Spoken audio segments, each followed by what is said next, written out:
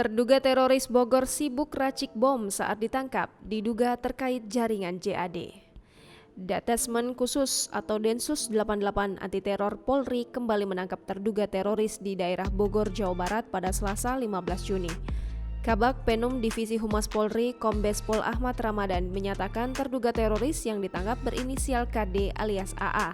Ia menyampaikan terduga teroris berinisial KD itu merupakan kelompok Jamaah Ansarut Daulah atau JAD. KDW 30 tahun tengah mempersiapkan bahan baku pembuatan bom saat ditangkap Densus 88 Anti Teror Polri. Saat penangkapan KDW, sejumlah bahan kimia turut disita oleh tim Densus 88 Anti Teror Polri. Di antaranya berupa dextran, magnesium sulfat, sodium borat, asam klorida, belerang, hingga beberapa bahan kimia lainnya. Menurut Rusdi, pelaku teridentifikasi pernah menyebarkan konten-konten yang berkaitan dengan JAD di akun sosial medianya.